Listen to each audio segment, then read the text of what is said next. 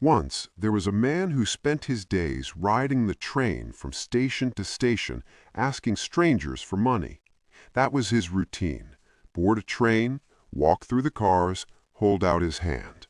Some people gave, most didn't. Either way, he survived. One afternoon, he noticed a sharply dressed businessman sitting by the window.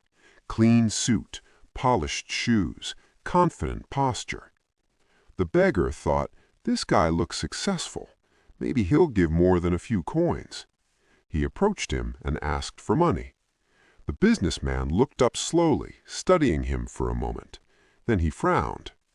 "When I've already said no," the man said firmly, "why are you still standing here?" The beggar stepped back, embarrassed.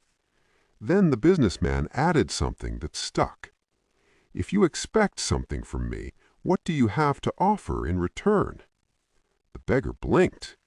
"I don't have anything. I'm just a beggar." The businessman replied, "If you have nothing to give, stop expecting to receive." At the next station, the businessman got off and disappeared into the crowd, but his words stayed. That evening, the beggar sat outside the station thinking, "What do I have to give?" He looked around. Near the entrance were small plants with bright flowers growing along the sidewalk. An idea formed. The next morning, he picked a handful of flowers before boarding the train. This time, whenever someone gave him $1, he handed them a flower in return. At first, people were surprised. Then they smiled. For the first time, he wasn't just taking, he was offering something, even if it was small. Days passed. Then, one afternoon, the same businessman appeared on the train again. The man recognized him instantly and walked up with confidence. "Sir, would you like to buy a flower?" The businessman handed him some money.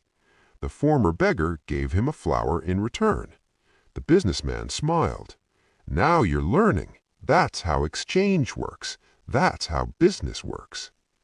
The lesson is simple.